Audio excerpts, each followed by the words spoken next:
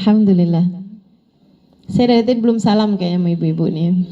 Assalamualaikum warahmatullahi wabarakatuh. Alhamdulillah. Wassalatu wassalamu ala Rasulillah Muhammad ibn Abdullah wa ala alihi wa sahbihi wa man walah. Subhanaka la ilma lana illa ma 'allamtana innaka antal alimul hakim. Rabbi syrah li sadri wa yassir li amri wahlul 'uqdatan min lisani yafqahu qawli, amma ba'du. Alhamdulillah, sama-sama kita hormati dan sayangi sahibatul bait ukhtina Latifah dan juga keluarga besar dari Pak Arwani. Kita doakan, dan juga ya keluarga besar dari Pak Arwani, kakaknya, adiknya, dan semua keluarganya. Kita doakan semoga semuanya selalu berada dalam rahmat ridha Allah Subhanahu wa taala. Dipanjangkan umurnya, disehatkan badannya, dimudahkan urusannya, dikabulkan hajatnya, semakin dicinta Allah Subhanahu wa taala dan Rasulnya. Para ustazah, para syarifah, para hujjat, pimpinan majelis ta'lim, juga ibu-ibu, kakak-kakak, adik-adik, yang semoga semuanya dirahmati, dicintai Allah Subhanahu wa taala, diberkahi, disyafaati Nabi besar Muhammad sallallahu alaihi wa alihi wasallam, insyaallah, amin ya rabbal alamin.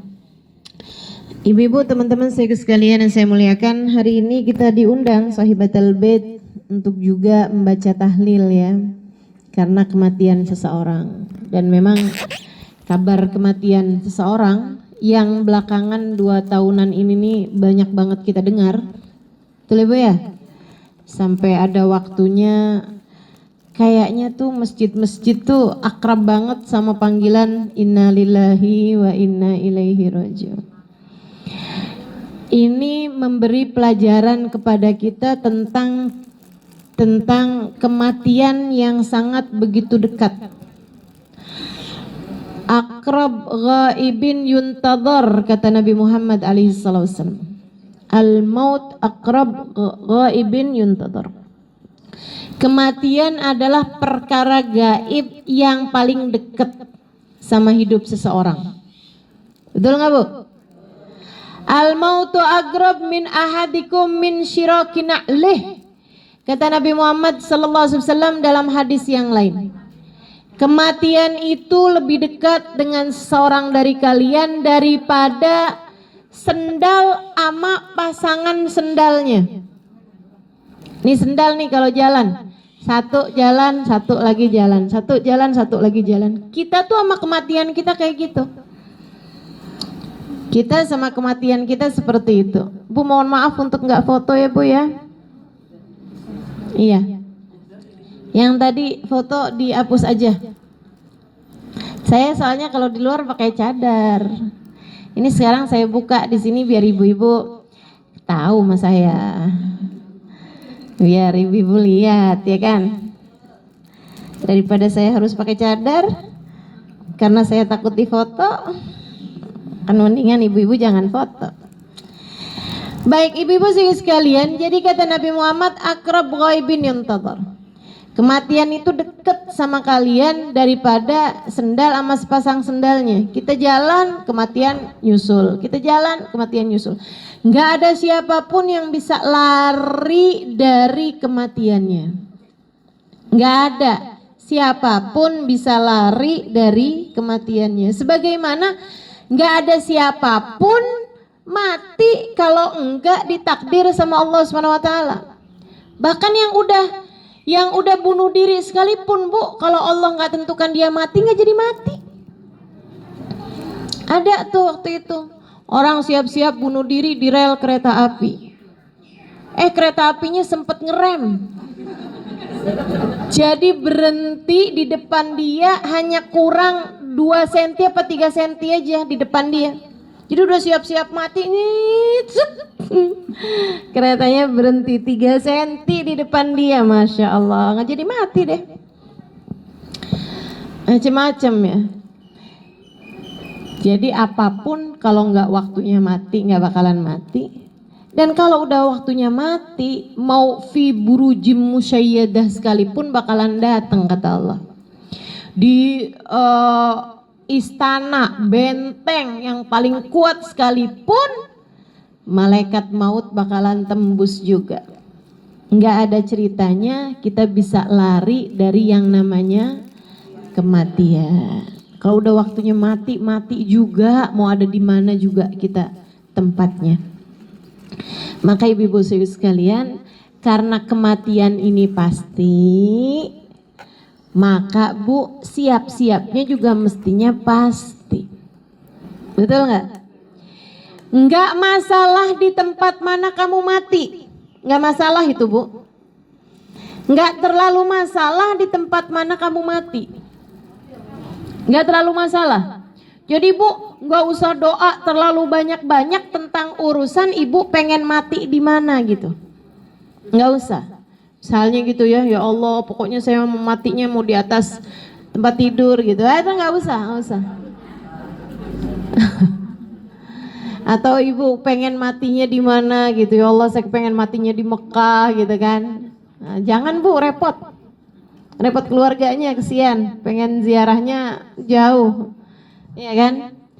Jadi ibu nggak usah pusing-pusing memikirkan tentang tempat di mana ibu meninggal dunia, karena itu nggak seberapa penting. Meskipun ada fadilah bagi orang yang meninggal di Mekah gitu kan, ada fadilah bagi orang yang meninggal di Madinah, tapi sekali lagi saya sampaikan bahwasanya di mana kamu meninggal dunia itu tidak seberapa penting.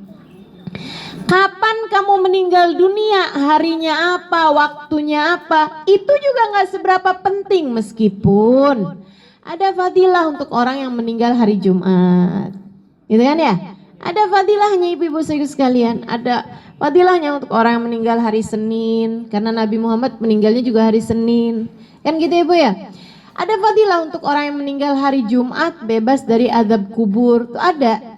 Ibu-ibu sekalian, tapi sekali lagi saya sampaikan bahwa itu tidak seberapa penting dibandingkan dengan, Bu, dengerin. Orang ngomong tuh didengerin. Biar kalau ibu ngomong didengerin orang. Ya Bu ya? Orang yang kalau ada orang ngomong gak didengerin, ya ngomong-ngomong sendiri, itu terbiasa. Dia juga kalau dia ngomong gak didengerin sama orang. Jadi jadikan dirimu bermutu dengan kalau ada orang berbicara, ibu dengerin agar ketika kamu berbicara kamu juga didengarkan. Ibu-ibu sekalian yang saya muliakan, semua itu hari kamu meninggal dunia nggak terlalu penting waktunya kapan, tempat di mana kamu meninggal dunia juga nggak seberapa penting di mana tempatnya, karena yang lebih penting dalam keadaan seperti apa kamu meninggal dunia, dalam keadaan bagaimana kamu meninggal dunia, itu yang paling penting. Keadaan yang dimaksud di sini bukan keadaan badan, itu juga penting, tapi lebih penting lagi keadaan hatimu di saat kamu meninggal dunia. Ala iman wal Islam natawaffa, apakah dalam keadaan membawa iman dan Islam kita meninggal dunia? Ataukah naudzubillah min dzalik, iman tercerabut dari dalam hatimu justru saat kamu hendak mati? Karena enggak sedikit yang kayak begitu, enggak sedikit yang kayak begitu. Ibu-ibu sekalian yang saya muliakan, saya mau cerita. Ini cerita udah lama saya tidak ceritakan ya. Saya jadi inget aja gitu sama cerita ini. Dan ini diceritakan sama guru saya, Al-Hababah Nur Habib Muhammad bin Abdullah Al-Haddar, tentang sebuah kejadian yang pernah terjadi beberapa tahun silam. Jadi beliau cerita ada seorang perempuan masuk Islam di India, yang mana di kampungnya di India tersebut tuh Bu semuanya Hindu. Dia sendirian nih masuk Islam nih. Karena dia masuk Islam sendirian, sekelilingnya Hindu, jadi dia nyimpen rapat-rapat keislamannya, gitu. Nggak mau orang pada tahu karena dia bisa disiksa, bisa di segala macam lah gitu. Dia sholat, di kamarnya, nggak ada orang tahu gitu kan. Dia wudhu apa segala macam gitu, dia belajar tentang Islam, dia ngerjain semua Islamannya tanpa siapapun tahu. Subhanallah, memang orang baik di lingkungan nggak baik nih kadang-kadang suka dimudahkan sama Allah untuk berpulang kepadanya, masih muda meninggal dunia. Gara-garanya dia kena cancer, karena kena kanker, udah stadiumnya tinggi, periksa-periksa kata dokter nih kayaknya nggak akan bertahan. Waktu dia divonis sama dokter kamu nggak akan bertahan lama gitu ya, itu dia udah mikirin gimana caranya nih biar saya kalau meninggal dunia jenazah saya tuh diperlakukan sebagaimana jenazahnya orang Islam. Nah keluarganya nggak akan ada yang ngerjain Bu, orang Hindu semua nggak tahu gitu kan. Jadi akhirnya dia tuh mikir, ada di kampung dia satu-satunya orang Islam aslinya dari negeri Arab gitu ya, tapi tinggal di kampung situ. Si laki-laki ini nih, ada laki-laki gitu kan, tinggal di kampung situ dan dia satu-satunya Islam gitu. Di saat dia udah sakitnya udah semakin parah, udah dokter-dokter udah kayaknya kurang tinggal nunggu waktu aja lah kayak gitu. Dia terus bilang gitu sama keluarganya, boleh nggak sih saya tuh dipanggilin si Fulan bin Fulan yang orang Islam di kampungnya itu gitu. Akhirnya karena ini permintaan orang mau meninggal dunia, dikerjain lah. Dia pikir oh, ini mungkin diem-diem naksir selama ini kali gitu kan. Panggilin tuh si orang tadi ini, orang Arab tadi ini. Dia bilangin sama orang Arab itu, sesudah semua keluarganya diminta keluar, dia bilang saya mau menyatakan sesuatu yang sangat pribadi. Jadi boleh semuanya keluar. Semua keluar Bu. Tinggal dia aja sendirian sama si laki-laki ini. Dia bilang sama orang Arab ini, dia bilang saya ini sebenarnya muslimah. Keluarga saya nggak ada yang tahu. Jadi saya mau minta tolong sama kamu. Saya akan minta keluarga saya kalau saya meninggal dunia langsung dikuburin aja. Nggak usah dibakar. Karena orang sana kan kebanyakan bakar. Dia bilang, nah nanti kalau kamu mau nguburin saya, kamu datang. Kalau orang-orang nguburin saya, kamu datang, kamu tandain kuburnya, malam-malam hari saya minta tolong sama kamu untuk kerjain kepada jenazah saya apa yang dikerjain sama seorang muslimah. Saya minta dimandiin, dikafani, disolati, ya Bu ya. Kemudian kuburin lagi saya di situ. Kasihin duitnya Bu sama dia. Kan itu kan perlu duit ya buat beli kafan ini apa segala macam nih. Uangnya gitu, sisanya hadiah buat kamu. Ya udah, Bu meninggal dunia beneran, dikerjain semuanya, dia hadir di kuburannya, ditandain tuh kuburannya sebelahan nama pohon apa gitu kan ya. Udah nih, malam-malam harinya gitu orang pada tidur gitu kan, dia pergiin kuburan itu digali. Betapa kagetnya dia Bu begitu digali, ternyata sudah berkafan. Tapi karena penasaran dibuka juga tuh kafan Bu, gitu kan.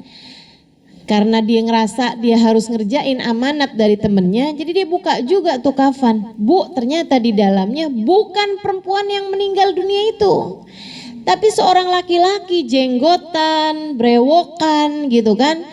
Yang dia tuh kaget banget pas lihat, lah ini bukan teman saya yang meninggal, padahal kuburannya betul itu gitu kan.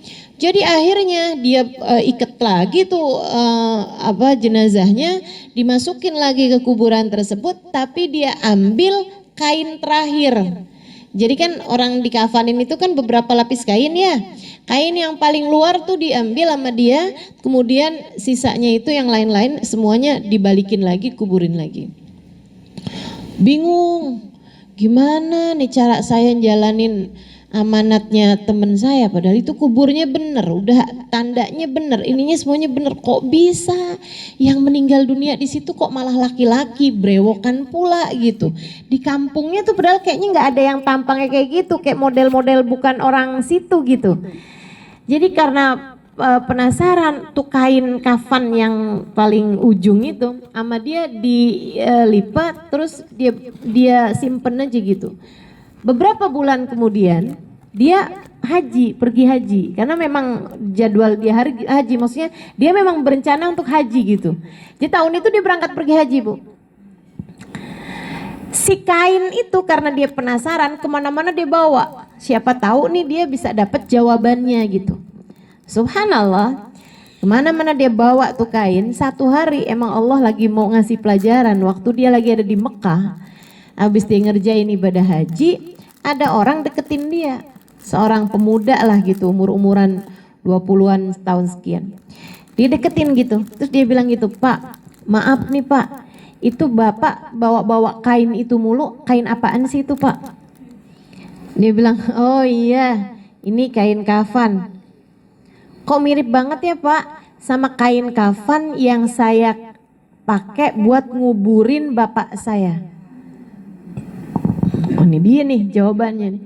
Karena sepanjang dia haji dia doa, "Ya Allah, kasih dong saya jawabannya gimana cara saya mau melaksanakan amanat dari teman saya itu muslimah perempuan itu gitu kan, yang di India itu."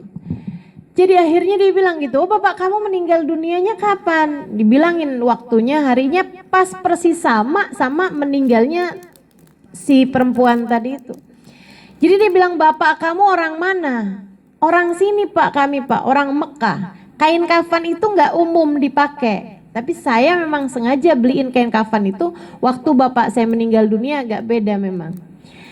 Terus dia bilang, "Bapak kamu dikuburin di mana?" "Di sini di Ma'la, dekat kuburannya Sayyidah Khadijah, di pekuburan Sayyidah Khadijah." Dia bilang, "Oh yaudah, saya juga penasaran banget nih." Jadi dia cerita amanatnya si temennya itu, Bu, yang di India itu. Dia bilang, "Saya punya teman perempuan, dia pesan kalau dia meninggal dunia begini-begini, pas saya ambil kuburannya ternyata kok laki-laki gitu. Orangnya kayak gini. Kayak bapak saya itu, bener emang kayak gitu orangnya. Penasaran saya, ayo kita pergiin kuburan bapak saya." Dipergiin, Bu, kuburan bapaknya digali, beneran Bu, yang di kuburan situ perempuan yang meninggal di India. Makanya saya bilang, kita tuh dikuburin di mana tuh nggak penting, meninggal di mana tuh nggak penting. Kalau kamu sehati dikumpulin sama yang sehati. Ini perempuan nih, perempuan ini ibu saudariku sekalian, meninggalnya di India, dikuburin di India sama Allah karena Allah tahu hatinya muslimah mukminah, dekatnya sama Sayyidah Khadijah nih hati, ya. Rohnya ini penuh cinta kepada Allah, penuh cinta kepada Rasulullah, kayak mirip hatinya Sayyidah Khadijah. Masya Allah, Allah pindahin, Bu, kuburnya, Bu, dari India ke Mekah. Nggak tanggung-tanggung, di salah satu kuburan terindah di dunia, di Ma'la, ibu-ibu saudariku sekalian. Masya Allah. Jadi digali kuburannya beneran tuh perempuan. Alhamdulillah, dia bilang. Dia pun segera taruh jenazahnya itu di Masjid Al-Haram. Kemudian di Masjidil Haram kan kalau meninggal emang udah ada orang-orangnya, Ibu ya. Dia dimandiin pakai air zam-zam, dikafanin di Mekah, disolatin di Masjidil Haram, kemudian dikuburin lagi di tempat yang sama, yaitu di Ma'la, dekat kuburannya Sayyidah Khadijah. Masya Allah, Masya Allah. Padahal meninggal di India, Bu. Padahal meninggalnya di India. Cinta tuh nggak ngalahin. Roh kamu ada di mana tuh nggak ngalahin. Hati kamu ada di mana tuh nggak pernah ngalahin. Maka ibu-ibu, kita minta sama Allah mudah-mudahan hati kita tuh ngerti mencintai yang benar. Mencintai Nabi Muhammad, mencintai Sayyidah Khadijah, mencintai Sayyidah Fatimah, mencintai para ulama. Biar kita dikumpulinnya juga barengan sama mereka.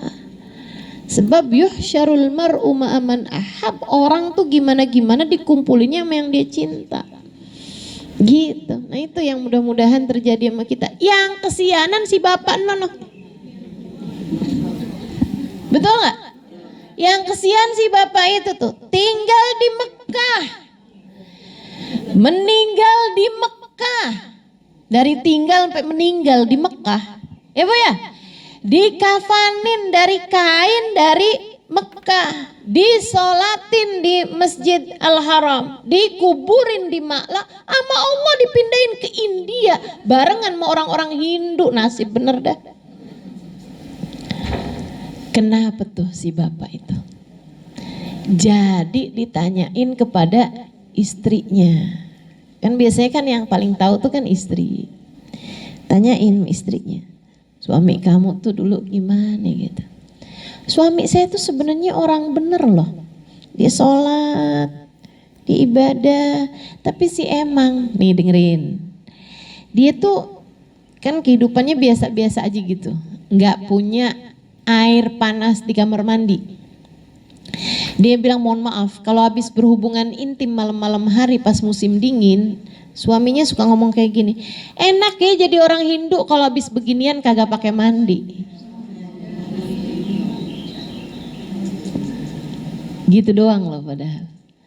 Enak jadi orang Hindu kalau habis beginian gak pakai mandi. Allah ketika lihat, oh kamu ngerasa ada yang lebih baik daripada Islam. Allah tuh pencemburu, hati-hati. Kita orang suka liatin, enak ya tuh orang-orang tuh ya, gak harus pakai jilbab. Misalnya gitu. Kayaknya pakai baju apa aja boleh gitu. Enak ya, nggak wajib sholat. Ngapain aja boleh gitu. Kalau bosen melaki, boleh milih laki orang. Lah kan kehidupan di luar sana ya Bu ya, nauzubillah min dzalik. Hati-hati, hati-hati, hati-hati. Ada perasaan bahwa ada agama lain, ajaran lain lebih mulia daripada Islam. Allah tuh maha pencemburu. Kamu hanya akan dikumpulkan bersama dengan yang hatimu tertaut kepadanya. Makanya Bu, syariat ini biar kata kamu belum bisa jalaninnya dengan baik sekalipun, tetap agungkan syariat. Tetap muliain syariat. Seapa-apanya gitu. Ibu belum bisa tahajud gitu. Jangan bilang zaman sekarang mah kagak perlu dah tahajud. Enggak gitu ngomongnya. Tetap agungkan tahajud. Walaupun kamu belum bisa. Mudah-mudahan kapan waktu dah saya bisa. Gitu kan ya? Ibu belum bisa haji, tetap harus agungkan haji. Jangan bilang yang haji mah udah orang-orang duitnya banyak-banyak tuh, udah hasil korupsi juga tuh nggak tahu tuh. Jangan, hati-hati, hati-hati. Tetap harus agungkan. Ibadah tuh meskipun kamu nggak mampu melakukannya harus diagungkan. Semua yang mulia di mata Allah SWT harus diagungkan. Karena hati kita ini ibu-ibu sekalian, kalau meninggal dunia nanti hanya dikumpulkan dengan yang hatimu tertambat kepadanya. Yang hatimu tertambat kepadanya. Kalau hatimu cinta sama orang soleh, bakalannya dikumpulkan dengan orang soleh. Di dalam kubur, di barzah, di akhirat nanti, mahsyar semuanya itu. Kalau hatimu cintanya sama orang-orang yang gak soleh, bakalan dikumpulkan di situ juga barengan sama mereka. Guru saya itu sampai bilang, andai ada orang tawaf di Ka'bah kemudian meninggal dunia lagi tawaf, tidak akan dikumpulkan kecuali dengan yang dia cintai waktu hidup di dunia. Kalau cintanya sama orang gak benar, hatimu tertambat kagum, ngefans sama orang-orang yang gak beriman, nah tuh bakalan dikumpulkan juga bersama dengan mereka. Makanya perhatiin benar hati kamu tuh kagumnya, tertambatnya, senengnya gitu tuh, ngerasa nyamannya sama siapa, itu mesti benar-benar diperhatikan. Jadi Bu, kematian adalah pelajaran buat kita sekalian. Gak penting di mana kita meninggal dunia, gak penting kapan kamu meninggal dunia, yang penting kamu bawa hati yang bagaimana. Ya, kamu bawa hati yang bagaimana.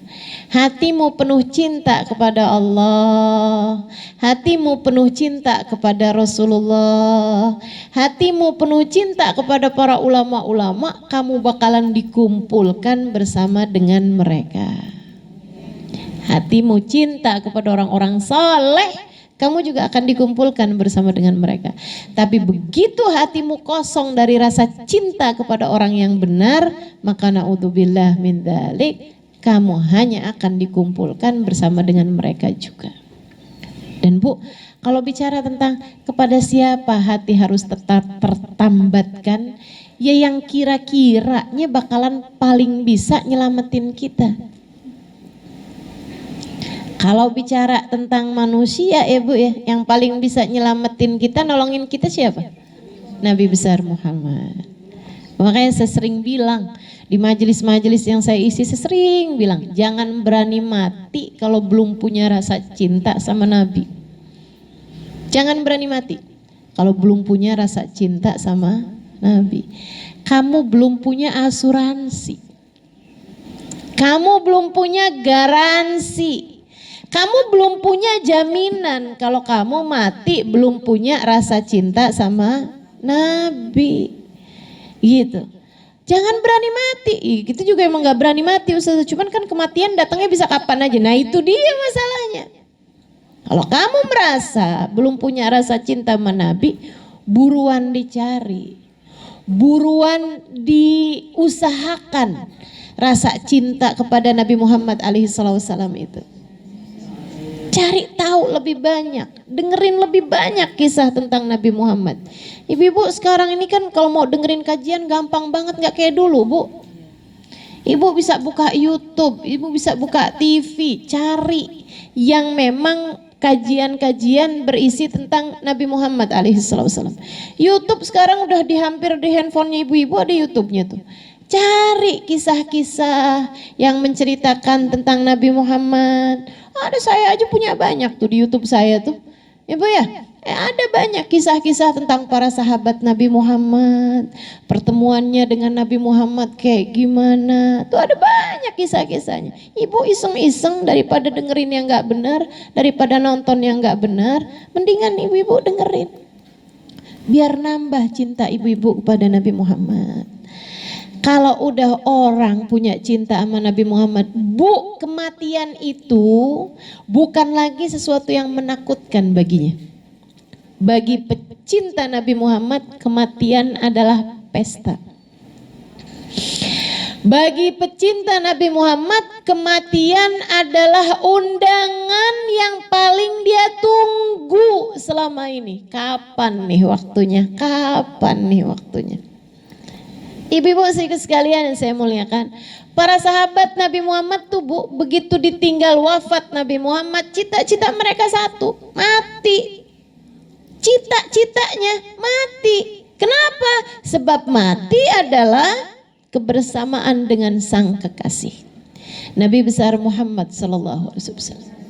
Jadi semua orang nungguin saat meninggalnya, Sayyidina Abu Bakar begitu tahu bahwa hari itu bakalan meninggal dunia, senyum lebar banget. Padahal 2 tahun sesudah meninggalnya Nabi Muhammad gak pernah ketawa.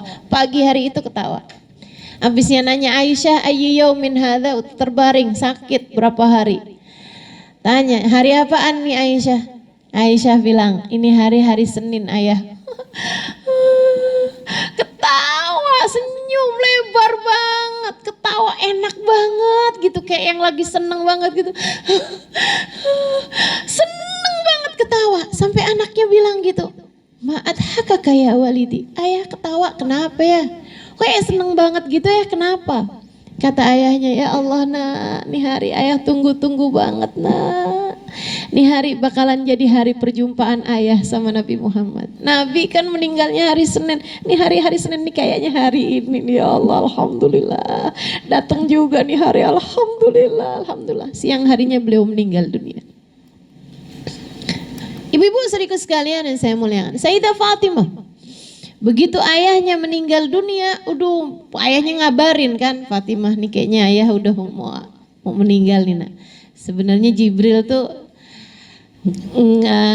ngulangin Al-Quran dari awal sampai akhirnya, biasanya tuh setahun sekali aja gitu.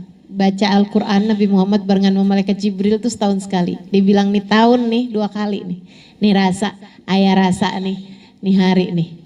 Kayaknya Jibril datang nih barusan ini ulangin Al-Quran dari awal sampai akhirnya, dia bilang tuh kayaknya pertanda ayah nih udah segera berangkat nih. Nangis Sayyidah Fatimah, kejer nangisnya.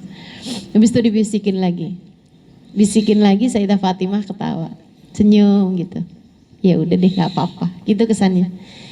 Waktu habis meninggal dunia ayahnya, maksudnya Nabi Muhammad, Sayyidah Aisyah nanya, kenapa sih Fatimah kamu nangis? Habis itu terus ketawa gitu. Yang keduanya dibisikin nangis, dibisikin lagi ketawa. Kenapa? Katanya Sayyidah Fatimah, yang pertama ayahku ngasih tahu kayaknya dia udah bentaran lagi waktu berangkatnya. Terus yang kedua dibisikin ketawa tuh, kamu kenapa? Dia bilang karena ayah saya bilang, ya Fatimah, innaki awwala ahla baiti lahiqatan bi. Wahai Fatimah, kamu akan menjadi keluargaku yang paling cepat menyusul aku. Bu, ada gitu orang dikasih tahu, nak bapak mau meninggal dunia, nangis kan, itu wajar. Tapi dikasih tahu lagi, habis itu kamu juga cepetan nyusul, malah ketawa. Kita mah tambah kejer nangisnya. Bener apa enggak? Ibu nih suami ibu meninggal, mau meninggal, sudah bilang gitu kan, saya mau meninggal dunia nih, nangis kan ibu. Habis dikasih tahu, habis itu juga kamu. Kira-kira tambah nangis apa ketawa?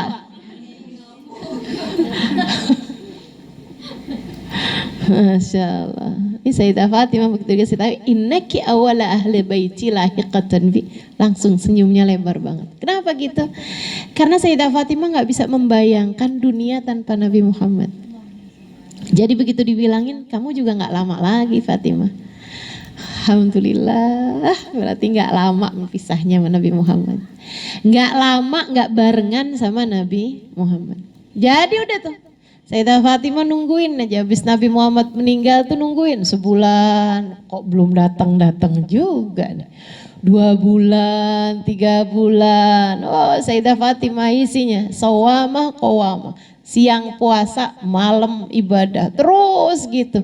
Dia kerjain sisa-sisa waktunya dengan yang terbaik sampai ketika datang hari Jumat pertama di bulan Ramadan, Sayyidah Fatimah tahu, ini dia nih harinya. Ini dia harinya. Jadi Sayyidah Fatimah udah pesan-pesan sama keluarganya, udah pesan-pesan. Dia bilang nanti kalau saya meninggal dunia begini, kuburin aja langsung malam hari itu juga nggak apa-apa, nggak usah nunggu besok-besoknya, nggak usah, malam itu juga kuburin. Kata Sayyidah Fatimah gitu kan. Nanti yang mandiin Asma binti Umais, nanti habis itu terus yang iniin ngurusin jenazah saya udah temen saya tuh. Dulu pesan-pesan, udah sama Asma'nya juga udah pesan, Asma nanti kamu yang mana, anak-anaknya, keluarganya semuanya udah dipesenin. Udah tuh. Sayyidah Fatimah udah kira. Tambah mau deket waktunya, Sayyidah Fatimah udah tahu hamba-hamba tercinta di sisi Allah ini udah pada tahu kapan mau mereka meninggal dunia, Bu. Nggak kayak kita. Kita makan kagak ada inian nama malaikat Israel ya. Nggak temenan kita, nggak main follow-followan kita sama malaikat Israel. Nah kalau hamba-hamba tercinta di sisi Allah nih mereka follow Israel, Israelnya juga follow. Jadi bisa saling memberitahu gitu kan.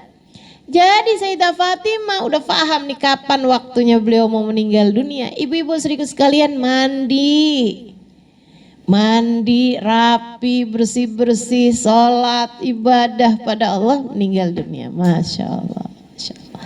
Ditunggu-tunggu, jadi pesta buat mereka-mereka ini, ibu-ibu sedikit sekalian.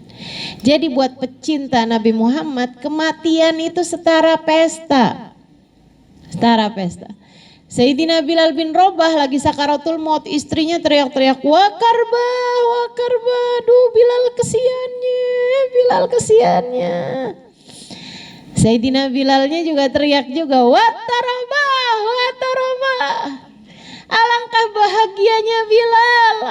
bahagianya Bilal, ghadan alqal ahibba Muhammadan wa hizbah.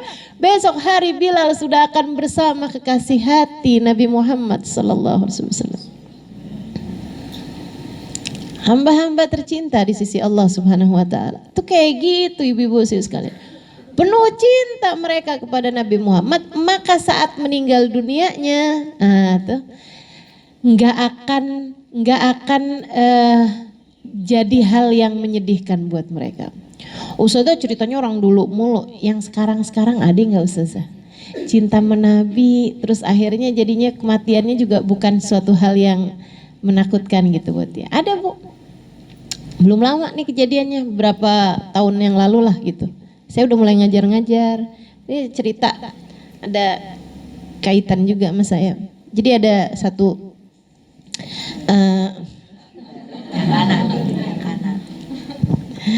ibu-ibu sekalian saya muliakan. Jadi ada satu ibu-ibu, dia demen ngaji, demen hadir majelis saya gitu.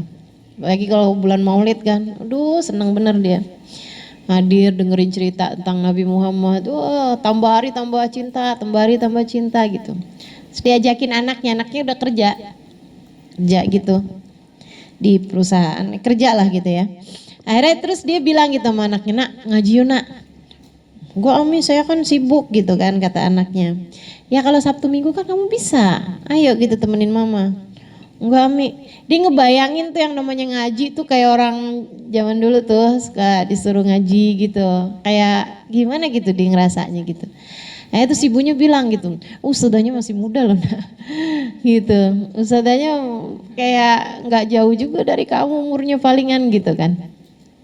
Akhirnya satu hari dia ngaji, akhirnya dia seneng tuh. Akhirnya dia sering berduaan sama ibunya, pergi hadir majelis maulid, pergi ngaji di mana gitu kan. Saya ataupun ustadzah-ustadzah yang lain lah gitu di Jakarta sini. Akhirnya terus satu waktu ibunya tuh sakit. Jadi akhirnya nggak bisa pergi ngaji. Tapi setiap kali anaknya pergi ngaji, itu ibunya bilang gitu, nak rekamin dong nak. Ustadzah Halimah kan rekamin nih nak. Ntar ustadzahnya rekamin ya gitu kan. Pasti minta gitu kan. Jadi dia pun kalau udah ini pulang-pulang ntar di ini gitu didengerin gitu kan, ceramahnya kadang dari maulidnya gitu. Kalau memang ada maulidnya dengerin dari maulid gitu. Terus kayak gitu.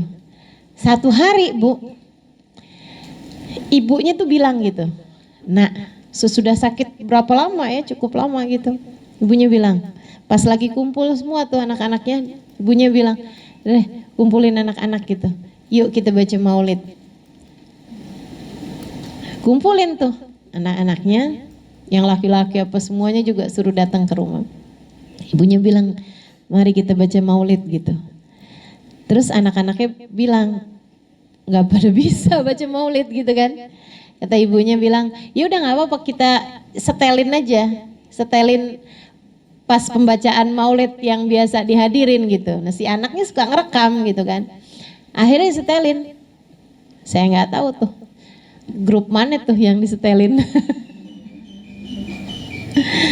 ya kan, disetelin dari pembacaan Simtud Duror, dari ya Rabbi sholli ala Muhammad, ya Rabbi sholli ala Muhammad, itu dibaca sama dia gitu. Dan ibunya waktu pembacaan itu, dia minta dipakein abaya, biar dia bilang biar berasa kalau lagi hadir maulid.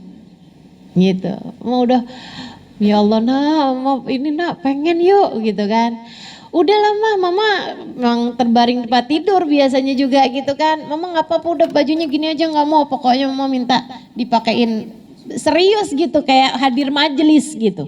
Kepengen rasa kayak hadir majelis. Ya udah akhirnya sama anak-anaknya didandanin gitu kan, dipakein abaya, dibedakin kayak mau hadir majelis beneran gitu, majelis maulid gitu. Duduk deh di situ gitu barengan sama anak-anaknya baca nih gitu. Baca maulidnya dari ya Rabbi sholli ala Muhammad, pegang kitab, baca enak gitu sampai waktunya qiyam. Waktunya qiyam. Terus akhirnya mamahnya bilang gitu, boleh nggak mama dipapah, mama pengen berdiri juga. Waktunya asyraqal tuh. Kata anak-anaknya, mah ibunya kebetulan cukup besar badannya gitu. Nggak kuat, mah udah kalau gitu panggilin anak laki-laki semuanya tuh yang di luar gitu kan. Panggilin semua anak laki-lakinya juga diminta buat memapah ibunya gitu. Jadi dipapah tuh, diberdiriin gitu, digendong gitu kan, sebelah kanan sebelah kiri gitu. Qiyam baca, senang banget dia bilang ya ampun. Itu mukanya ibu saya tuh udah kayak saya nggak pernah, udah lama nggak saya lihat mukanya tuh kayak gitu. Senengnya tuh sampai senyumnya tuh nggak bisa hilang gitu. Waduh, girang banget gitu waktu baca maulid itu, waktu baca asyraqal itu. Sampai udah selesai duduk, lanjutin kan baca maulid berapa fasal gitu. Fasal biasanya fasal habisnya qiyam sama pasal terakhir kan gitu, dibaca sampai doa. Semuanya dengerin dari radio itu gitu kan, nyimak gitu. Pas lagi doa tuh dinunduk gitu, baca doa sampai selesai doa, bilangin, "Mah udah selesai mah, kayaknya mama ketiduran" gitu. Pas dilihat udah meninggal dunia. Ini meninggal dunianya pas waktu doa gitu. Di antara doa itu kan, ya Allah kalau saya meninggal dunia, fa idza tawafaitana fatawaffana muslimin mu'minin wahtim lana minka bi khairin ajmain. Udah langsung praktek dia. Apabila saya meninggal dunia, ya Allah meninggalkan saya dalam keadaan beriman, dalam keadaan Islam gitu kan. Akhiri hidup saya dengan kebaikan. Itu emang cinta sama Nabi Muhammad nggak bisa bohong, nggak bisa bohong. Kamu kalau cinta dengan rasa cinta itu pula kamu akan meninggal dunia. Dan Bu, gak ada yang lebih bisa diharapkan syafaatnya daripada Nabi besar Muhammad. Gak ada yang lebih bisa diharapkan syafaatnya daripada bagindamu Nabi besar Muhammad sallallahu alaihi wasallam. Jadi kalau kamu punya rasa cinta sama Nabi Muhammad, itu kayak punya garansi gitu, kayak punya jaminan. Udah tenang, ya kan? Siapa yang bisa menjamin Islam kita, iman kita? Siapa yang bisa jamin kita bakalan selamat di kuburnya? Kalau bukan baginda kita Nabi besar Muhammad sallallahu alaihi wa ala alihi wa sahbihi wasallam. Makanya ibu, jangan berani mati sebelum punya rasa cinta sama Nabi. Ibu cari rasanya. Dan karena memang ini sesuatu yang rasa hati, makanya ibu cari rasanya gitu. Nah, hati itu Bu bisa terpengaruh sama apa yang didengar, sama apa yang dilihat. Ya kan? Kalau ibu kepengen punya rasa cinta sama Nabi, ini kayaknya saya kok belum punya ya rasa cinta sama Nabi ya. Ibu cari dengan cara lihat dan dengar. Itu tadi yang saya sampaikan. Jadi Bu baca sejarah Nabi Muhammad, kisah-kisah tentang Nabi Muhammad. Aduh Ustazah, ini mata udah rabun Ustazah, udah susah kalau mau baca-baca. Begitu kan ya? Ya udah kalau gitu yang gampang dah dengerin yang banyak gitu kan. Nah, terus hati itu Bu, tempat keluarnya, kalau tempat masuknya kan mata sama telinga, tempat keluarnya lisan. Kalau ibu punya cinta, tunjukin dengan cara lisannya banyakin baca sholawat. Banyakin baca sholawat sama Nabi Muhammad. Tunjukin cintamu. Kalau mau masukin cinta, pakai telinga sama pakai mata. Kalau maupun tunjukin cintamu, pakai lisan. Lisanmu itu sebut nama Nabi Muhammad yang banyak. Mau tidur baca salawat, itu ngaruh Bu. Jadi ibu habis baca semua, baca doa tidur, ibu baca salawat Nabi Muhammad. Allahumma sholli ala sayyidina Muhammad wa ala ali sayyidina Muhammad. Allahumma sholli ala sayyidina Muhammad wa ala ali sayyidina Muhammad. 10 kali aja. 10 kali aja. Kalau bisa lebih, mau 100 kali misalnya bagus, ya kan? Tapi seenggaknya gitu 10 kali aja. 10 kali. Pagi hari juga gitu. Ibu-ibu bangun tidur tuh alhamdulillahilladzi ahyana ba'da ma amatana wa ilaihin nusyur. Allahumma shalli ala sayyidina Muhammad wa ala ali sayyidina Muhammad. Allahumma shalli ala sayyidina Muhammad wa ala ali sayyidina Muhammad sebelum ibu bangun dari tempat tidur. 10 kali aja. Ibu-ibu sekalian, tuh Nabi Muhammad bilang, "Man shalla alayya hina asbah wa hina amsa asyara marat wajabat lahu syafaati." Siapa yang baca salawat padaku sebelum tidur 10 kali, bangun tidurnya 10 kali, wajib mendapatkan syafaatku. Wajib, kata Nabi Muhammad, mendapatkan syafaatku. Jadi kalau ada apa-apa sama kita, sekurangnya kita bisa dapat jaminan yang kata Nabi Muhammad, wajib mendapatkan syafaatku itu. Gitu kan? Ada yang tanggung jawab gitu sama kita. Nah, itu sekurang-kurangnya tuh. Mudah-mudahan di sisa waktu yang lain juga ibu bisa baca sholawat, ya kan? Lagi ada yang sakit, baca tibil qulub. Ibu ya, ibu-ibu pada apa tuh kan tibil qulub? Allahumma salli ala Sayyidina Muhammadin tibbil qulubi wa dawaiha wa afiyatil abdani wa shifaiha wa nuril absari wa diyaiha ala alihi wa sahbihi wasallim. Ibu sambilan iniin anak, biasanya kan suka ibu-ibu nih kayaknya umur-umurnya umur-umur dititipin cucu dah. Betul gak sih? Iya Bu ya. Umur-umur ibu suka dititipin cucu sama anaknya gitu kan. Mah titip dulu ya mah ya, mau hadir kondangan gitu. Mah titip dulu ya, nah itu kan. Nah ibu-ibu dititipin cucu Bu, jangan ibu ajarin yang kagak benar ya gak?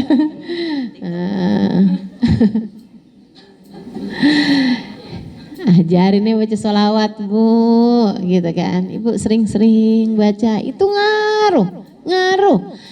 Bu, saya sampai sekarang masih ingat gitu. Mama saya tuh ibu saya lagi saya kecil, lagi saya masih anak-anak gitu. Kalau lagi mau nidurin saya gitu, dan juga saya liatin ibu saya nidurin adik saya gitu. Bacanya sama. La ilaha illallah, la ilaha illallah, la ilaha illallah, Muhammad Rasulullah. Tuh, ibu saya suka baca gitu.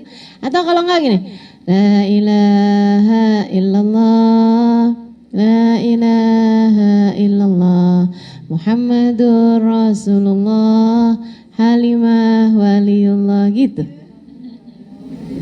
Waktu saya kecil, ya sebutin namanya masing-masing. Pokoknya lagi gendong siapa, sebutin. Siapa gitu misalnya Halimah gitu. Halimah waliullah gitu. Jadi doa nih semoga anak saya jadi kekasihnya Allah gitu. Bukan wali-wali punya keramat, maksudnya wali sebagai kekasih Allah Subhanahu wa taala. Siapa di antara kita yang enggak kepengen? Ya enggak? Anak kita jadi kekasih Allah Subhanahu wa taala. Nah, tuh praktekin insya Allah biar anak kita bisa jadi seorang yang mudah-mudahan dicinta sama Allah ketika gedenya gitu. Jangan sambil ngomel-ngomel, anak udah gitu repot ngurusin anak, sekarang suruh ngomong cucu juga, astagfirullah. Anak zaman sekarang nih modelnya begini, jangan ya Bu ya. Disayangin anaknya, sayangin cucunya. Jadi doa baik buat semuanya insya Allah. Ya insya Allah mudah-mudahan. Udah azan, kita tutup majelisnya dengan harapan semoga Allah Subhanahu wa taala mengakhiri kehidupan kita dengan berbekal cinta kepada Nabi Muhammad, selain tentu saja iman Islam kita insyaallah. Allah pelihara, Allah jaga sampai kita mati bawa iman, bawa Islam, bawa cinta, husnul khatimah. Amin ya rabbal alamin. Ala hadhihi niyyah bi kunniyatin salihah jami'ah syamilah la hadratin Nabi Muhammad sallallahu alaihi wa alihi wasallam. Al-Fatihah. Bismillahirrahmanirrahim. Alhamdulillahirabbil alamin. Arrahmanirrahim. Maliki yaumiddin. Iyyaka na'budu wa iyyaka nasta'in. Ihdinas siratal mustaqim. أنعمت عليهم غير المغضوب عليهم ولا الضالين آمين. اللهم بحق الفاتحة بحرمة الفاتحة بركة الفاتحة تفتح لنا أبواب الخير، تعاملنا معاملة أهل الخير، تكفينا من جميع الفتن والمهن بؤس وضير، إنك ولي كل خير متفضل بكل خير برحمتك يا أرحم الراحمين. اللهم إنا نسألك زيادة في الدين، بركة في العمر، وصحة في الجسد، وسعة في الرزق، وتوبة قبل الموت، وشهادة عند الموت، شهادة عند الموت، شهادة عند الموت، مغفرة بعد الموت، وعفوا عند الحساب، وأمانا من العذاب، ونسيبا من الجنة، وارزقنا النظر إلى وجهك الكريم. اللهم عافنا من بلائك، وأوزعنا شكر نعمائك، وأذقنا برد عفوك وحلاوة مناجاتك. اللهم لا تدع في مجلسنا هذا ذنبا إلا غفرته ولا هما إلا فرجته ولا عيبا إلا سترته ولا حاجة من حوائج الدنيا والآخرة إلا يسرتها وقضيتها برحمتك يا أرحم الراحمين يا أرحم الراحمين يا أرحم الراحمين. اللهم رب هذه الدعوة التامة والصلاة القائمة آتي سيدنا محمدا الوسيلة والفضيلة والشرف والدرجة العالية الرفيعة وابعث المقام المحمود الذي وأته إنك لا تخلف الميعاد يا أرحم الراحمين. ربي وفني ولوالدي ربي وفني ولوالدي يا ربي وفني ولوالدي يا ربي وفني ولوالدي يا ربي وفني ولوالدي وارحمهما كما ربياني صغيرة. وصلى الله على سيدنا محمد وعلى آله وصحبه وسلم والحمد لله رب العالمين. Mudah-mudahan bermanfaat.